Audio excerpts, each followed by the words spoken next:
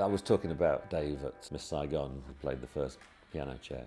I'd done that for a while. For about 3 years, I think I was working on that show as a deputy on both keyboard 1 and keyboard 2. And then after that, that's when I got that break for Sunset Boulevard. I was only there for 1 year because I got a call from Lloyd Webber's office saying, "Oh, we want to promote you." And I was thinking, oh, the conductor's leaving, I'm going to be the main man at Sunset.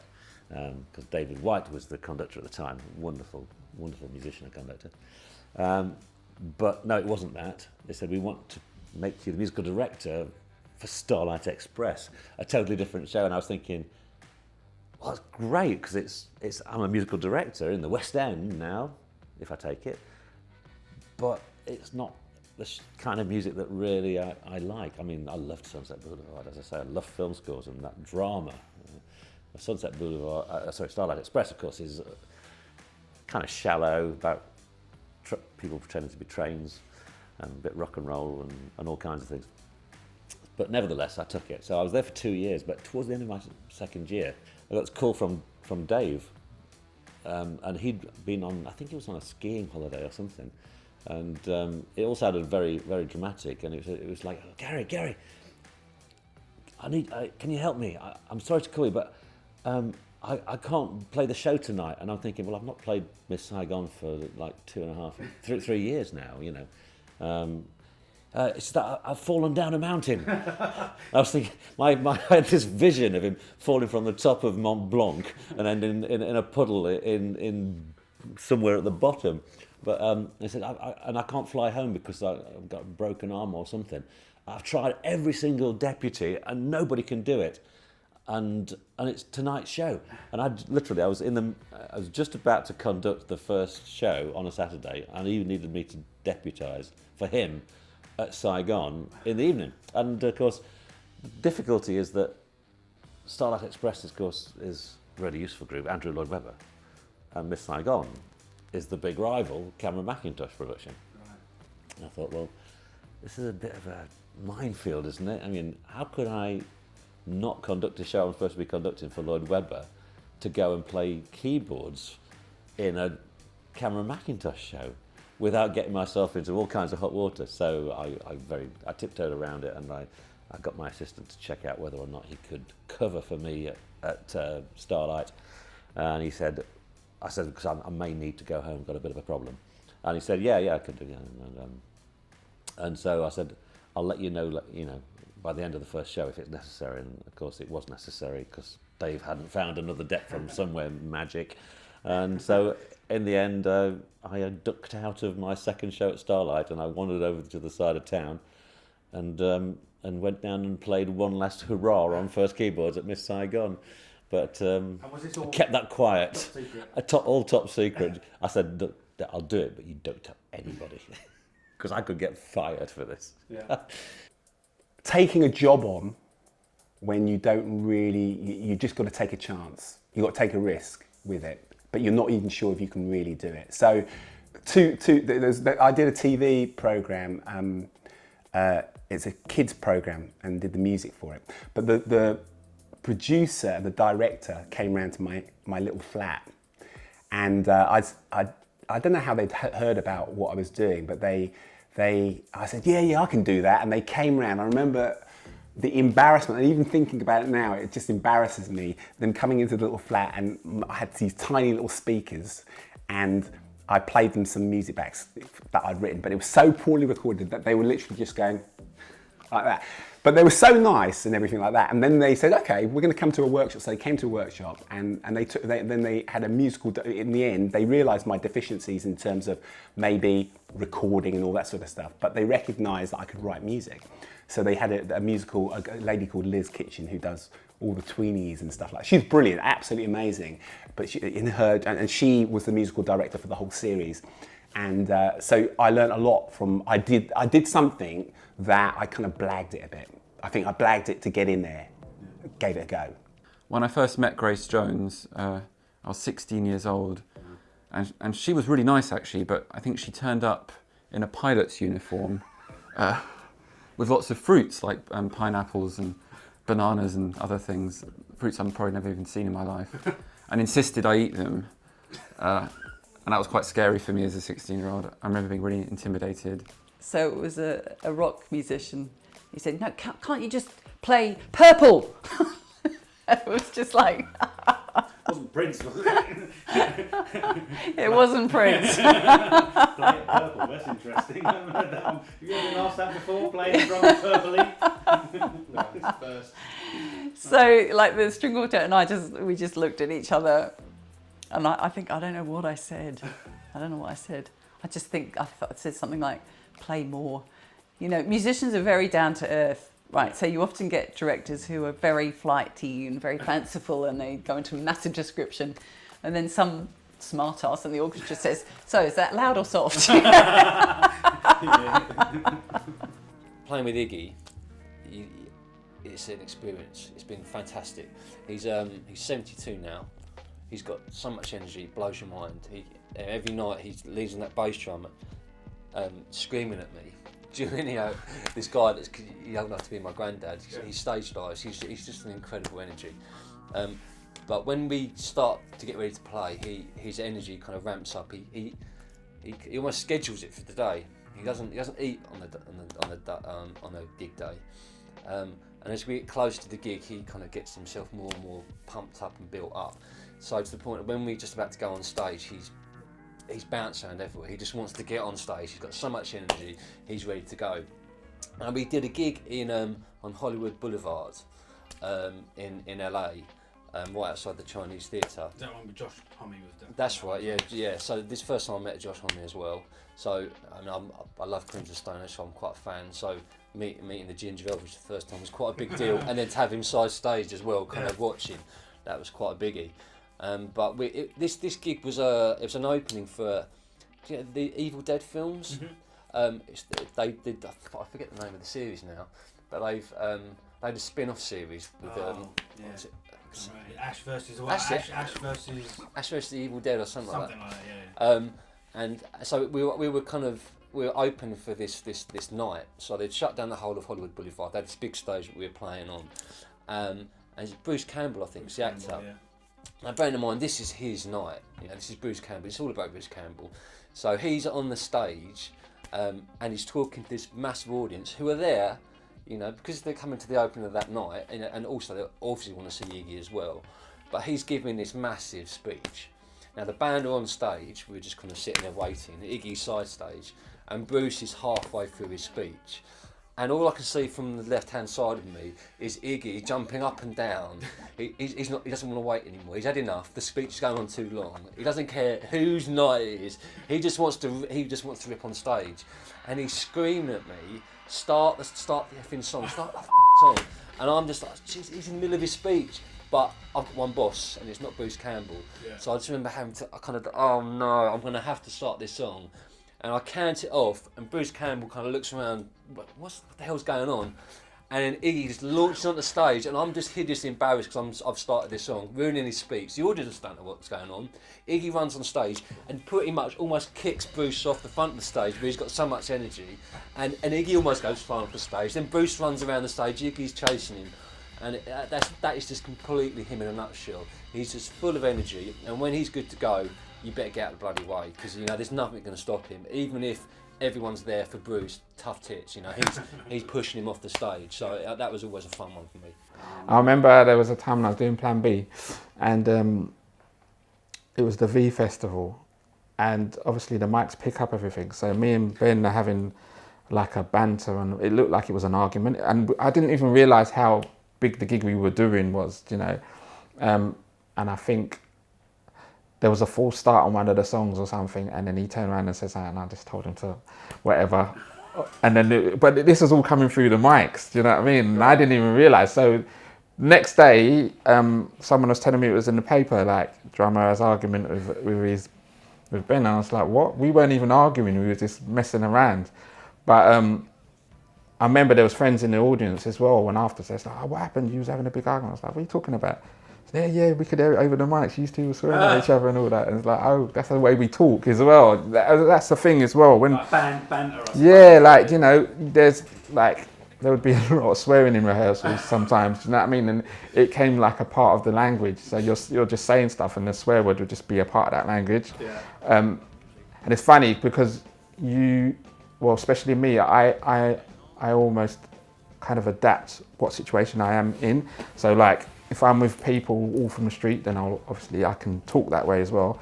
If I'm with people, I don't know, that speak proper, I can kind of do that too. You know, you mold into the classes, do you know what I mean? Or you might start talking really Cockney all of a sudden, do you know what I mean? Because of who you're around. And so that is the same with the swearing and all that stuff. It depends who you're around, and it's not necessarily that you're angry at them or in beef or anything. It's more, that's just the way you talk and it's a part of the language.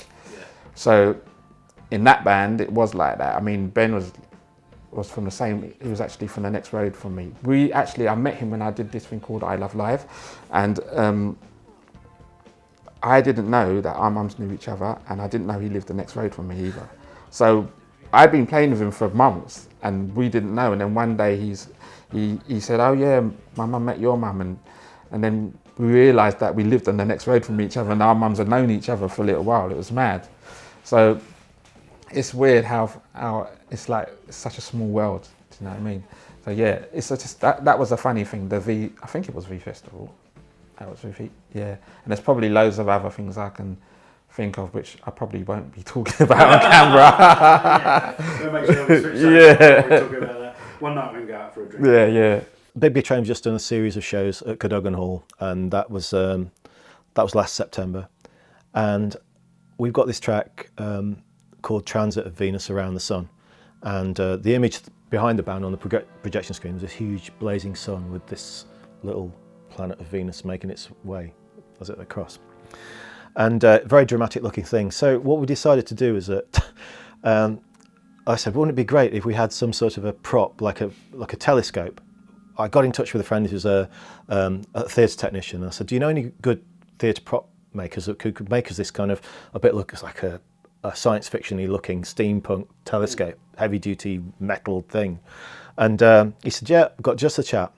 Pete will make you this thing. So I contacted Pete. He knew the sort of thing that I wanted. He said, give me a few months. So we commissioned this thing, made it, went round to Pete's house to pick this thing up, and it came. Pete had got a flight case for it and everything. So bear in mind, it's a prop. It looks like heavy metal when you see it, but it's actually light. It's not as sturdy as it looks. Anyway, set the thing up and took a photograph of it. Sent it out to Greg. He went, wow, this is going to be amazing. Anyway, we did 3 shows in succession, and we got this telescope perched at the back on this rostra that I'd especially asked for to have the telescope put on, and it was lit. And inside the telescope, as I use the telescope, there's a little button on the side of it as I'm looking through the viewfinder, the telescopic lens type thing. You press it, and there's a light shines out of it. And the idea is that as the band are playing it, I beam out this light, because we put some haze into the auditorium, and I go around. Anyway, that's all well and good. This happens in the guitar solo. And anyway, so I think for 2 out of 3 of the performances, I forgot the telescope. I forgot to do the telescope because I'm so into the singing. I'm just so into the performance of it. I'm there. And I thought, God, I forgot this telescope. And this telescope cost a fortune to make.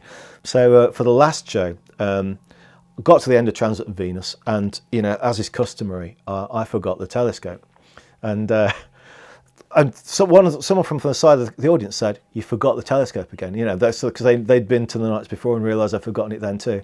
So I jumped up onto the telescope. I explained what had happened, and I was humming the end of Transit of Venus, going da da da da da, shining this thing through the audience, and then we thought it was funny, and it was one of those moments where. Nix, the drummer, said to me, should we just play the ending again? I said to the audience, do you want the ending again? Yeah, get the ending again. So yeah, it's one of the 2, 3, we came on the end. So they got the end, they got the end of that in there. I think that's going to be an extra on the Blu-ray.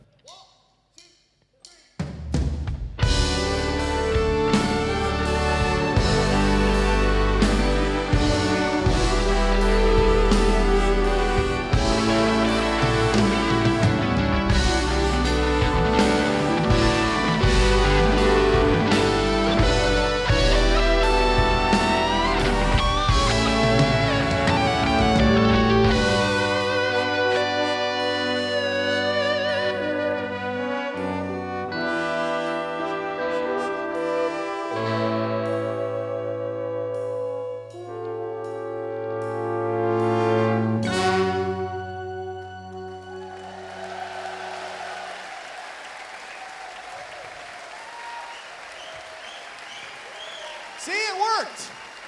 But it was just funny, and you do forget things, and that's just the way it is. I got to meet Brian Eno, which was amazing, but I was working on a soundtrack at the time, and he turned up and said, "I don't believe in soundtracks." I think he was joking, but we proceeded to do a 40-minute long dark ambient jam, and none of it made it to the documentary, but that was good. Then the guy who recorded it, I don't know if he still has it or if he lost it, so that wasn't so helpful. That's a shame. That is a shame. That would be good to have that. It would. Yeah.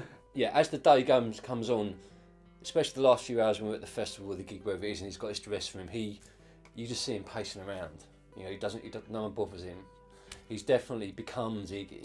He definitely becomes this kind of just anarchic ball of energy that just wants to rip onto stage, and then afterwards he kind of takes a while to come down, and then we can hang out afterwards. But that whole build-up is all about him ramping up to go on stage.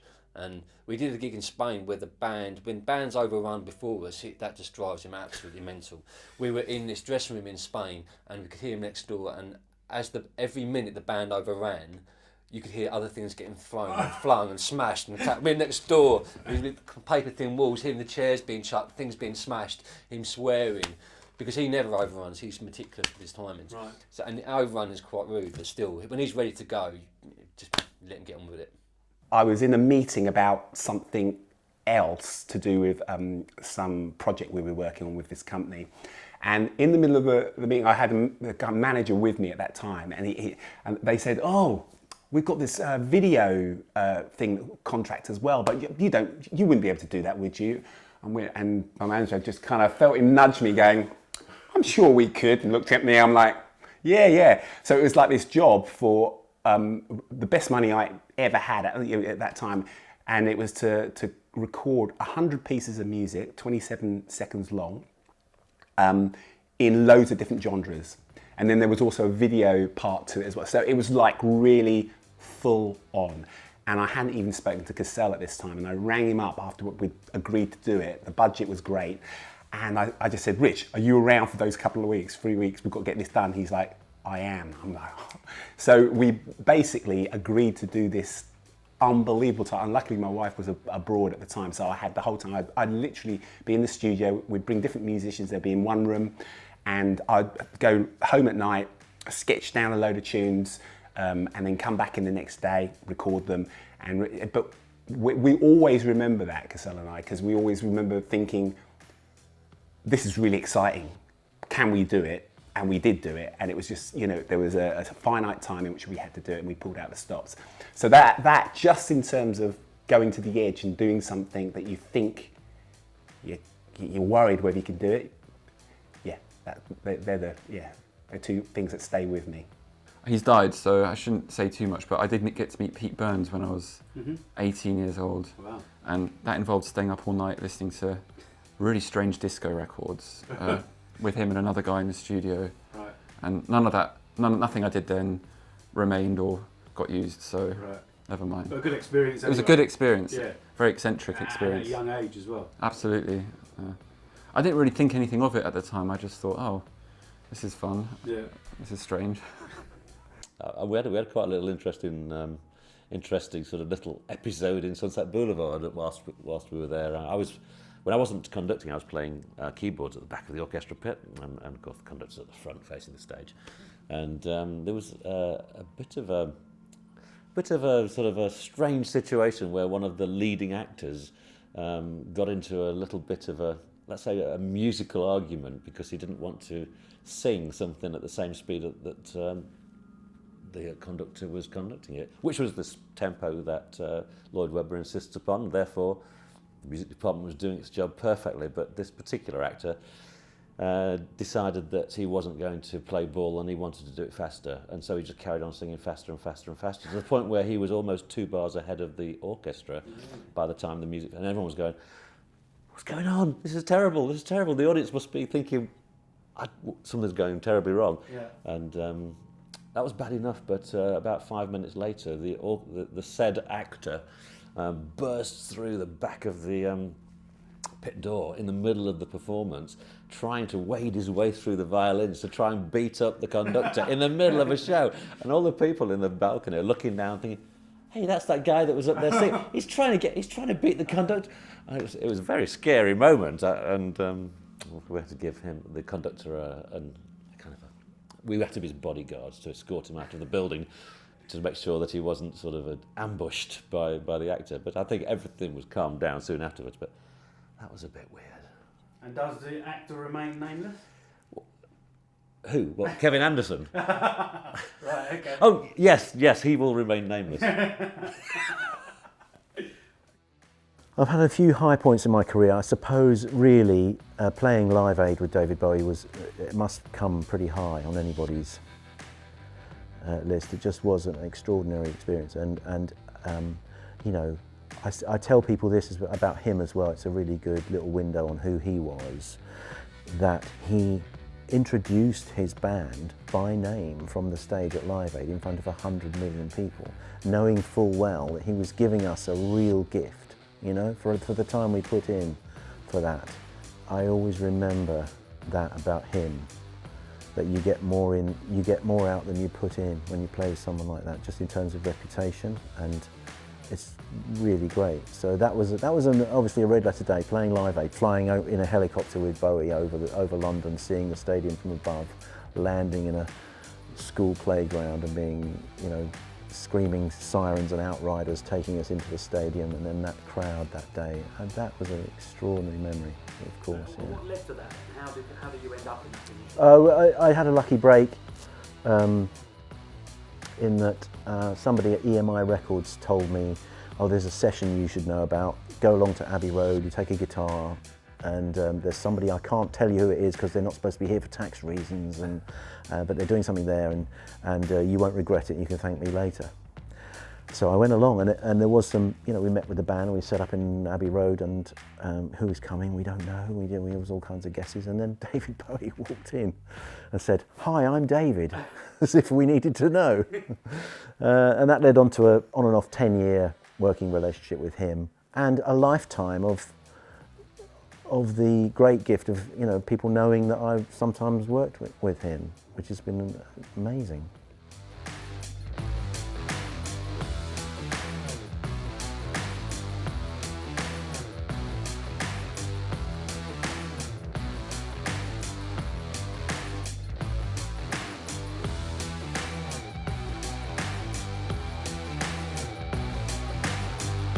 I actually deliberately left it on a Midland General bus. And I was gutted when it came back because, you know, I think my mum had put our address on the inside of the case. So, you know, they great news, we found your musical instrument. I was gutted.